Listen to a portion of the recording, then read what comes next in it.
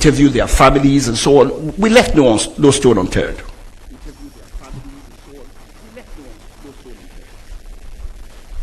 We also interpreted the weather. We looked at the weather on the day.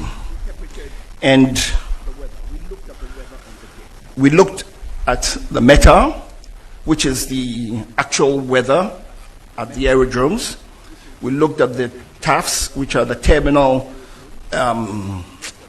aerodrome forecasts, eyewitness observations, and then we also took data from the Ghana Meteorological Agency.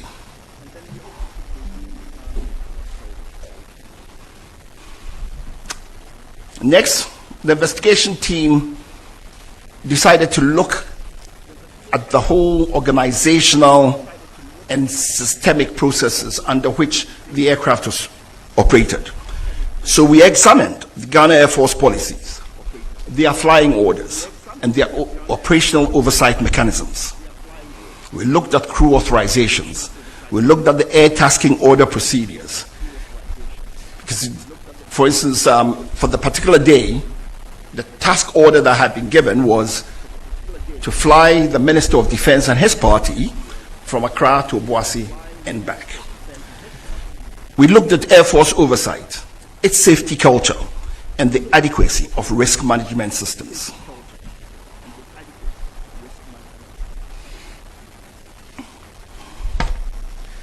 Having gotten all this factual information, we then moved to analysis and reconstruction.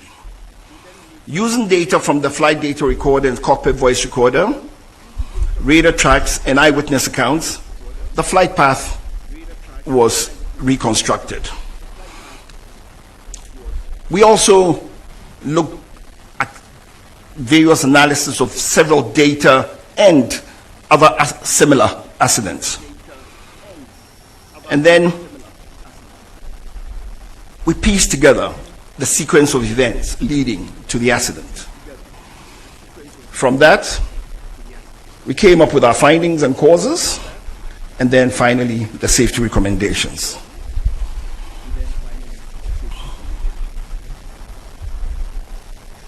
So, for the scope of flight, we looked at the history of the flight, we looked at the weather, we looked at the environment, we looked at the machine, that's the helicopter, we looked at human factors, the crew flying the plane. Then we looked at the organizational and systemic factors, sequence of events, and then we came to what we believed strongly was the cause of the accident. For the history of flight, we went before the flight to see what the pilots had been doing. And it's on record that their last 3 flights before the subject flight, the same crew had flown all the 3 flights before on the same helicopter. On the 2nd of August, they came from their base in Takoradi to Accra. It was a Medivac flight 1 hour long. On the 3rd of August, the following day, they did a flight from Accra to Cape Coast back to Accra. 1 hour, 20 minutes. It was also a medical evacuation flight, Medivac. On the 4th, they were tasked to go fly Accra to Salman, back to Accra. That was a 2 hour 30 flight.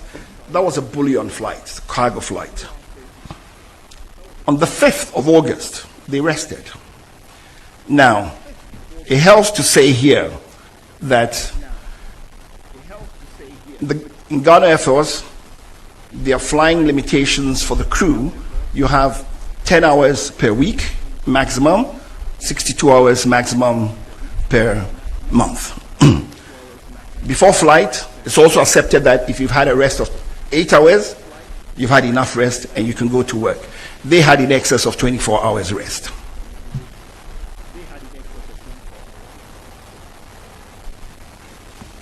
On Wednesday, 6th August, the crew for the Z9 aircraft, call sign, ISCAP, Hotel Romeo, India, planned to execute the task order for the Ministry of Defense. The flight was scheduled to depart at 8 a.m. with an estimated en route time of 50 minutes.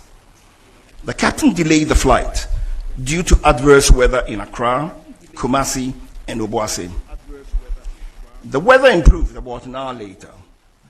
So, takeoff ended up at 12 minutes, 14 seconds after 9 a.m. Throughout the flight, the altitude changed to avoid low clouds. Now let me explain why this was so. The flight started out being conducted under visual flight rules. Now, if you're flying under visual flight rules, what it means is you're using visual references to navigate. It's a normal way of flying. So they were using visual cues to navigate to go to Obuasi. And so they had to stay away from cloud in contact with the ground. So as the cloud base changed, they changed their altitude. Where they needed to avoid, they would avoid.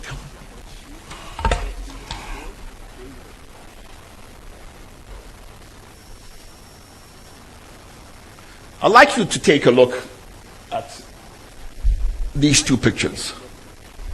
Now, first of all, these pictures were taken in the environs of where the accident took place.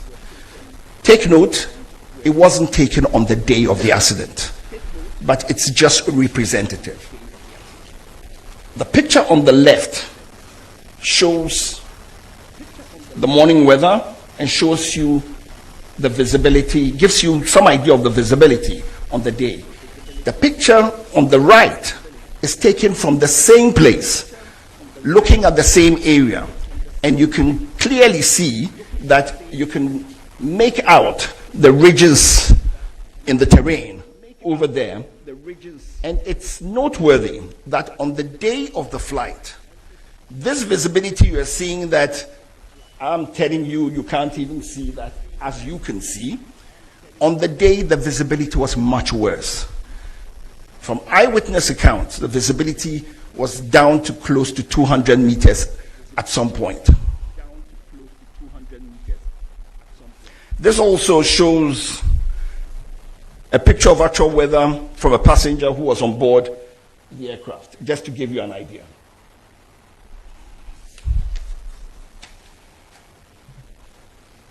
The weather in the southern Ghana was poor on the day, which delayed departure for about an hour. In Accra, conditions were misty, with visibility of about 5 to 7 kilometers and very low clouds starting at only 700 to 1100 feet above the ground. While the situation improved slightly later in the morning, the early hours were dominated by haze and overcast skies.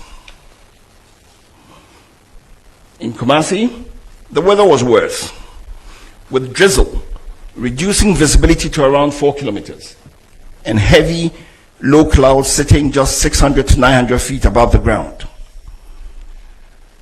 Only Accra and Kumasi aerodrome were available. Only Accra and Kumasi aerodrome weather were available.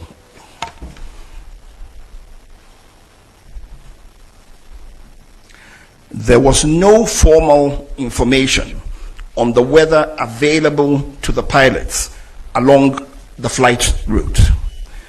Witnesses reported poor visibility due to fog and rain at Brofuyedru and its environs. Environmental commissions in the Dampier Forest Reserve and its rugged terrain of hills, mountains, created conditions such that over such rugged terrain, you can have turbulence, downdraft, and other phenomena.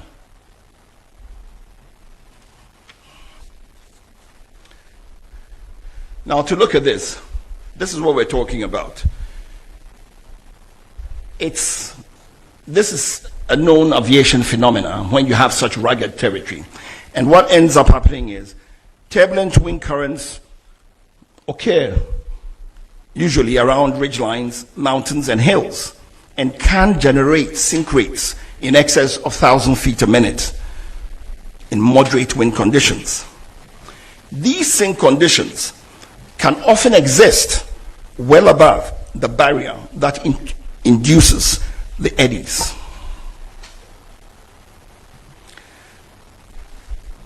We assessed the aircraft to see if it was fit for purpose. The helicopter entered the Ghana Air Force Service in May 2015, having been manufactured in 2012, and it reached its 10-year service threshold on 18th May 2025. Aircrafts have periodic checks to make sure that they're fit for service. The Air Force has 25-hour checks, 50-hour checks, and 100-hour checks. The 10-year check for the helicopter is what was mandated for this helicopter. Now, as is usual, an operator, in this case Ghana Air Force, requested from the manufacturer an extension. And it's normal, happens in civil flying, happens with any type of flying. The manufacturer gave a 90-day extension to 18th August 2025, and basically the helicopter met all the basic safety requirements. That notwithstanding, it sort of met a 100-hour check, so the Air Force also did a 100-hour check on the helicopter before the flight. The aircraft on the day was declared serviceable and duly signed off by both the engineers and the captain. The flight data report indicates that the helicopter was in good working condition. The helicopter, however, did not have some avionic safety enhancements.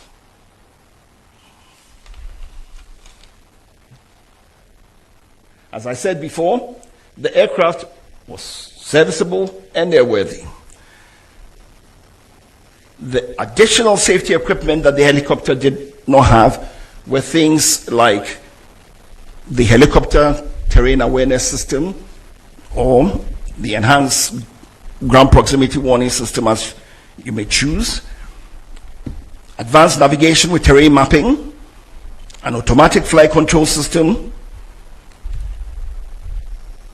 And I would say that these safety equipment would have enhanced situational awareness. For instance, it didn't have an autopilot. That's advanced, the automatic flight control system, so that the crew had to manually fly the plane. So it sort of increases workload. Typically, you want to have a plane that has an autopilot. All the civil planes use autopilots, and the workload on the pilots is very low. It gives you the chance to do things and to think easily, and so on and so forth. Despite all this, the aircraft was in a good condition to fly and met all safety requirements. The investigation has recommended strongly for aircraft with these additional safety enhancements to be acquired immediately for the Air Force.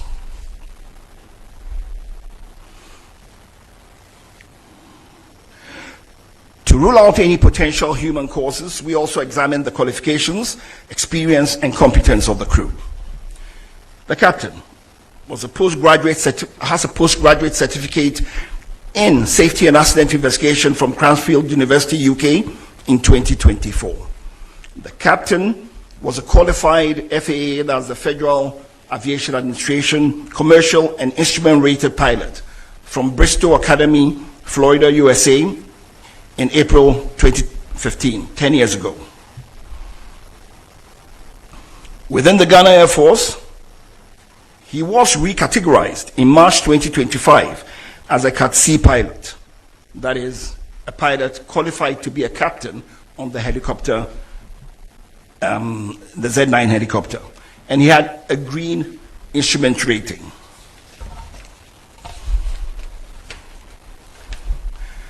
In the Air Force, they have gradings for pilots, categories for pilots from A to D.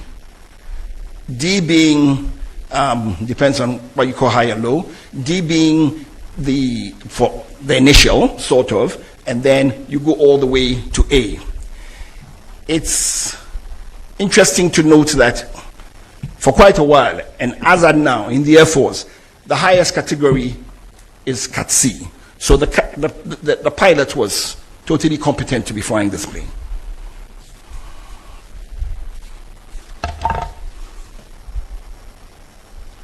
The co-pilot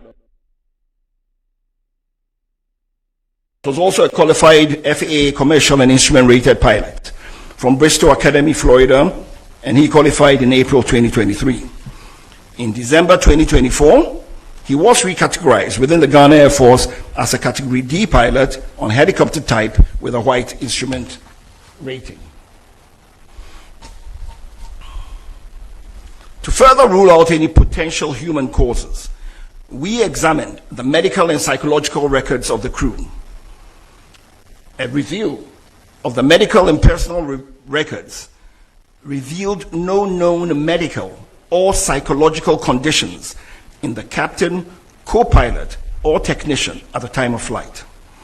All three were described by witnesses as calm, prepared, and professional during the pre-flight activities.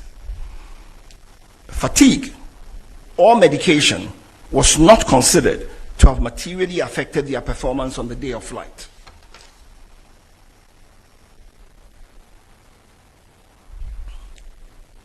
Now to the sequence of events. The flight departed Accra under visual flight rules in marginal weather. The flight to Brofuyedro was uneventful. Brofuyedro is approximately 90 miles from Accra, about 10 miles from Obuasi. As the flight approached Obuasi, visibility deteriorated rapidly due to mist and low clouds. At 9:56, the crew entered IMC, which is Instrument Meteorological Conditions. To the layman, it is they flew into clouds because they no longer could stay away from the clouds, so they flew into clouds and transitioned to IFR. Now, IFR is Instrument Flight Rules. So what it means is they now transitioned from navigating using visual cues to now navigation solely on the aircraft's instruments. The crew then initiated a climb to cross terrain that they were aware of.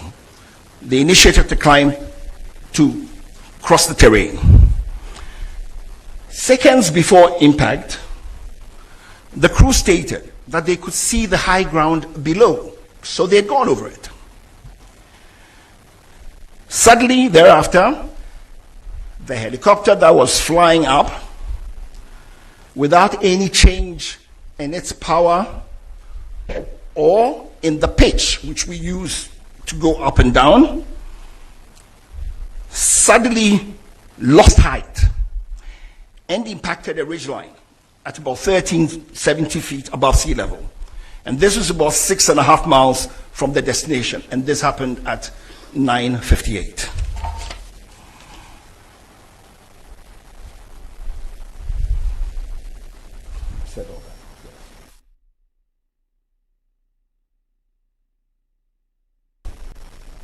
Is what the planned track had been. The purple line is what the aircraft actually flew, and that took place because it was avoiding clouds and so on and ended up where it was.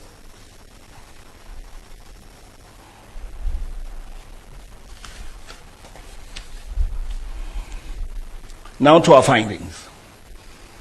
The helicopter was airworthy, but it lacked additional safety enhancements. For instance, the terrain awareness warning system. Now, you know, the terrain awareness warning system, for instance, is predictive. So what it does is it tells you, warns you it gives you a better picture of the situation and puts the pilots in a better, it gives them, puts them in a position to make better judgments, to be able to see everything and be able to foretell if there are any things that could possibly create a problem. But they lacked the additional safety enhancements required for the weather phenomenon over that terrain.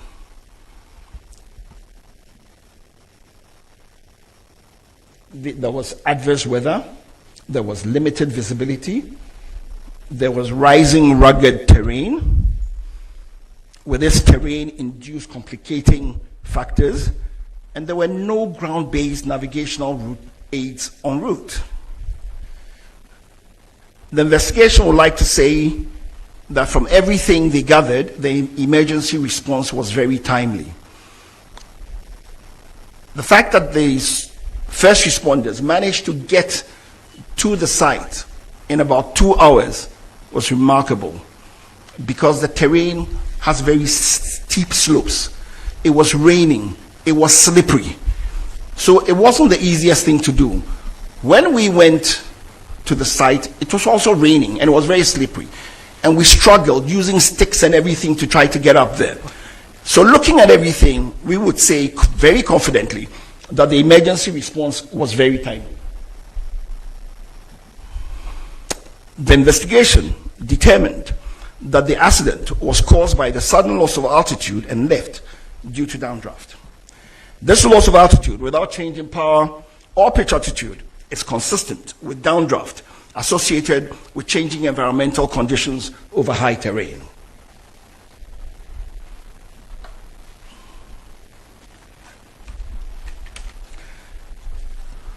In our findings also, we said there's limited national navigational capacity, a capability for en route and remote area weather services. We also looked at training and realized that the Air Force doesn't have much simulator training. We looked at flight monitoring and realized that there was no flight data monitoring also taking place. For flight following and tracking of aircrafts, we realized that it was also not there. There's no secondary surveillance radar, no automatic dependent surveillance broadcasts, or any other real-time tracking of aircraft.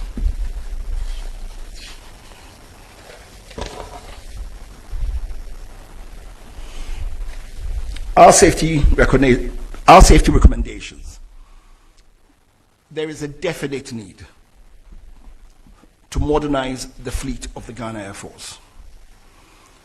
We have recommended that the Air Force acquire modern aircraft with terrain avoidance warning systems and modern navigation systems. That the aircraft should have cockpit voice recorders and flight data recorders, which are the audiovisual capable types. That the Air Force should invest in simulators for recurrent training. That they contract certified aviation weather provider or providers, and that Ghana as a nation should try to have en route navigational aids, especially in remote areas. The Air Force should seriously consider establishing flight data monitoring and en route tracking systems. But finally, we believe that they need to acquire ground support equipment, modernize what they have.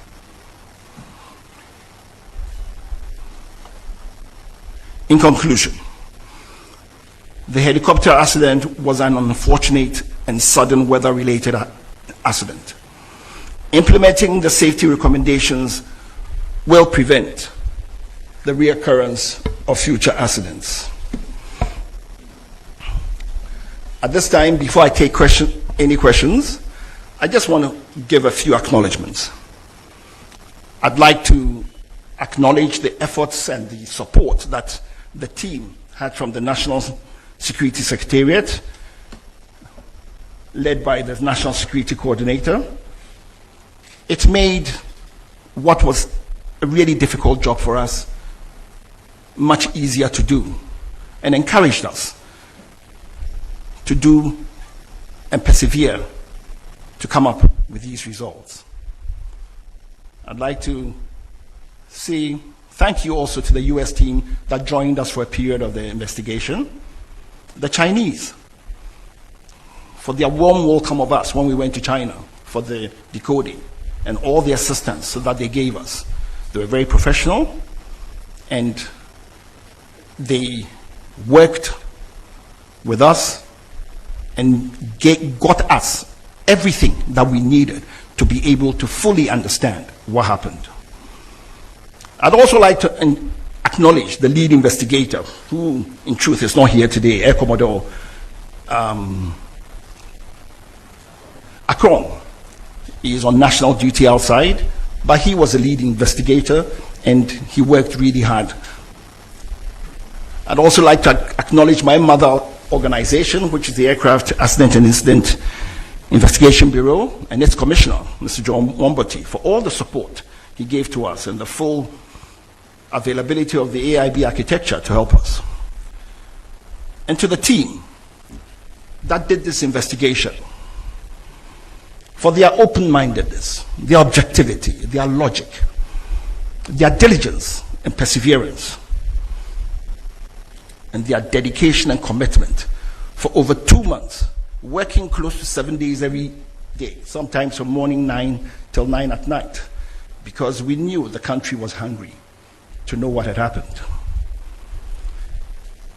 And finally, thank God for blessing us and giving us the fortitude,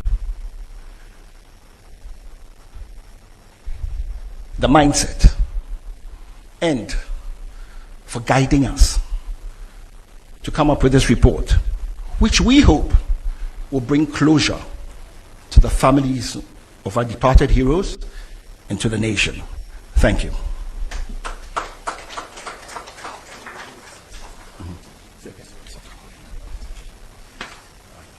Thank you very much, Captain Fujo, for that comprehensive and detailed report.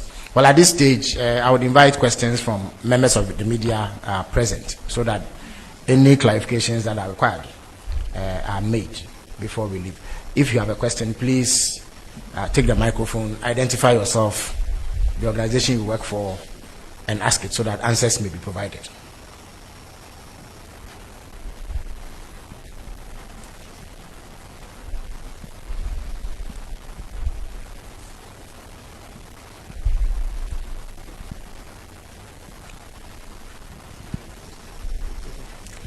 Good afternoon. My name is Mark Solak. I work with Joy FM and Joy News. I know a lot of Ghanaians will be curious to know if the investigative committee listened to the audio recordings, of the helicopter. And I want to find out if indeed you listened, if it's possible to give us an idea of what happened in that moment. And then the second question, you talked about modernizing the fleet of the Ghana Armed Forces. I know right after the incident, there were calls to modernize the fleet, and this revelation is definitely going to reignite the calls, especially also coming on the back of recent discoveries about the presidential jet. I know there are investments, there are plans to inject $1 billion to retool the security agencies. As an expert, I want to find out how fast should we do this and which areas should we look at. Thank you. Thank you very much. Are there any other questions, please? Yeah, courage. Yeah.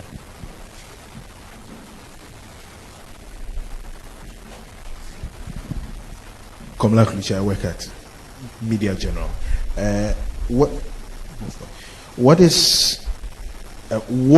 was the sudden cause of the loss of altitude for the aircraft, and also the fact that there was postponement in the airworthiness of the helicopter? One, was there an understanding why the Ghana the Ghana Air Force postponed the initial maintenance of the Z9, and what was the reason behind this? Thank you very much. Any other questions, please? Okay, so Captain Fojo would answer these, after which we'll come back for another round of questions. Thank you very much.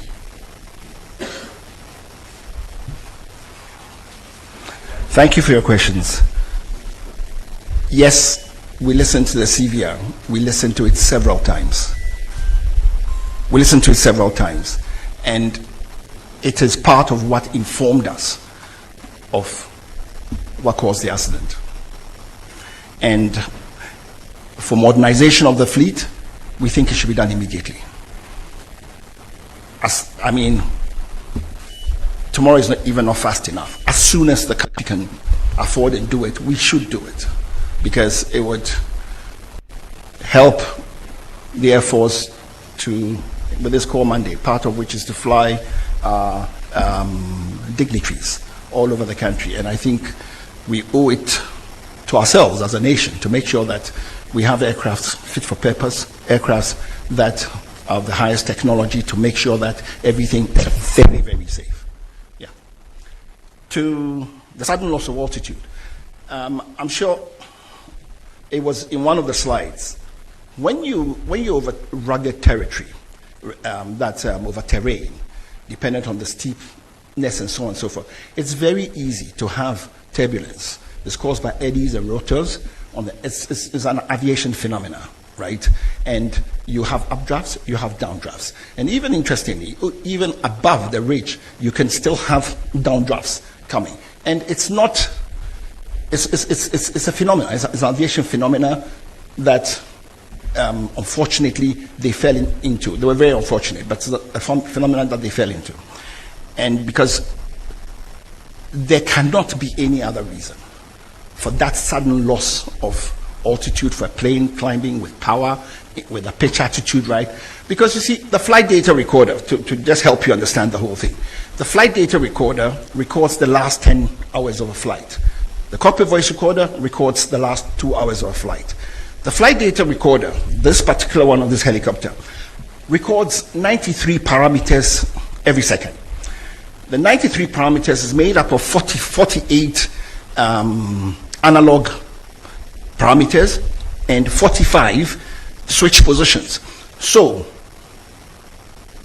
looking at the flight data report, you know where all the switch positions are, you know what the height of the plane was, you know the exact position you know it time bound. So, what we are saying is from informed data. It's not that we've just conjectured something. We have the data, we've looked at it, and that is how come we've come with the conclusions we've come up with. I hope I've answered. Then the last one, the postponement of the maintenance. It's industrial practice, it's operational. In the airlines, it's done. Air Force doing it, there's nothing wrong with it. It's accepted practice. So there's nothing to it. I hope I've answered your question. Thank you. Thank you very much. If there are any more questions, I'll take them now. Yeah.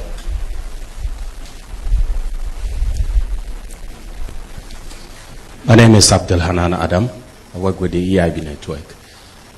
Minister, I'd like to find out from the experts if there was any possibility for an emergency landing, and was there an avenue for them or the crew to consider that? Thank you. Was there what? Please an avenue. Avenue, okay. For the crew to as in, was there a place nearby where they exactly were? Okay. For an emergency landing. All right. Good afternoon. Yeah. My name is Julius. I report for the Ghanaian Times. Sir, in your presentation, you mentioned that the helicopter was in a very good shape, but then they did not have what you called avionics safety requirements, additional avionics safety requirement. If they had, would it have assisted them to avoid this? And then outside of your report, there have been a lot of speculations about the final moments of the aircraft from eyewitnesses that it exploded parts scattered all over the place. Could you address this for us, please? Thank you. Thank you very much.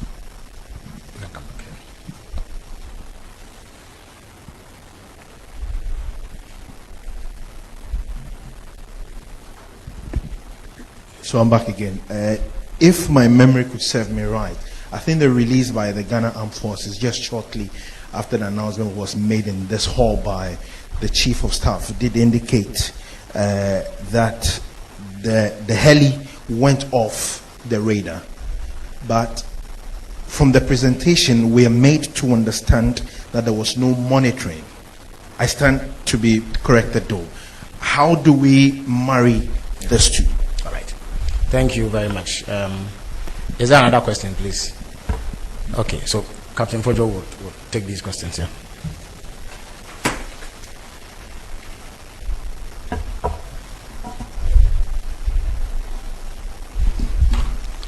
Thank you once again for your questions.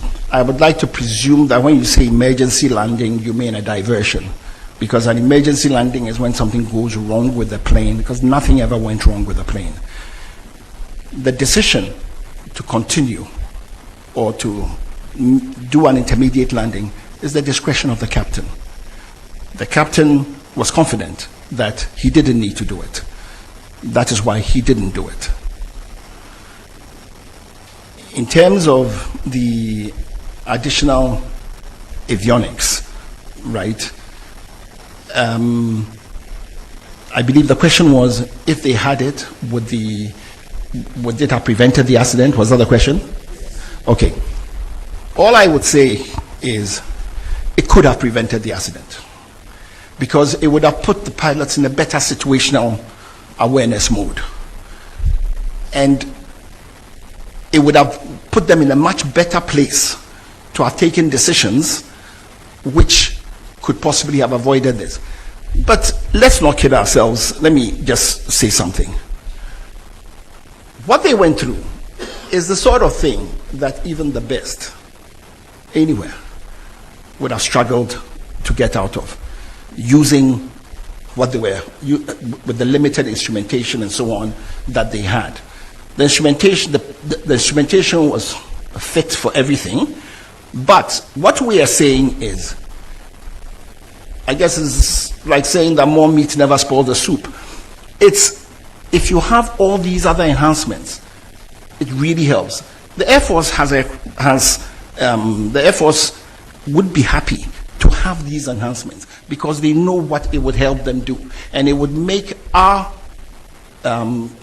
dignitaries and so on much safer when they fly. So that is why we are recommending that. But it doesn't mean that the fact that those enhancements were not there, that is why the accident happened. No, it would be wrong to say so.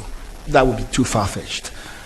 In terms of the explosion, there was no explosion before. You know, the Z9 helicopter, its fuel tank actually is under the where the passengers sit, right? So when it impacted, and don't forget, it was doing a flight to Obuasi and back. It wasn't going to refuel in Obuasi.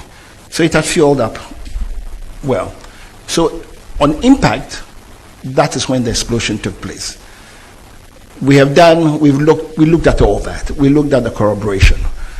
The time when, because you see, when there was the impact, when the explosion took place, don't forget, there were eyewitness accounts. So the eyewitness accounts tally with what we're saying. In terms of the helicopter going off radar, our radar systems in the country are just Accra, Kumasi. The routes they were flying, together with the height at which they were flying, it was very easy for them to go off radar. It's normal. Flight monitoring, which is what we're talking about, is different from being on a radar, right? Flight monitoring is knowing where your aircraft is at any time. It doesn't have to be on a radar screen. It can be through messages. That's why we said things like secondary surveillance, radar broadcasts, and so on and so forth, right? But it's a tracking system, okay, for and it should be done for all Air Force aircraft. In fact, in the civil world, airlines, by law, have to track the aircraft. So what we're asking for is, we're not asking for the moon. It's something that must be done. I hope I've answered your questions. Thank you. So if there are any final questions, we will take them. Otherwise, we call it a day. All right. So thank you very much for coming. And thanks to Captain Fojo and his team for delivering a comprehensive report, which, for all intents and purposes, should put to rest any doubts about the events of that fateful day. Thanks to you all for coming here. All right.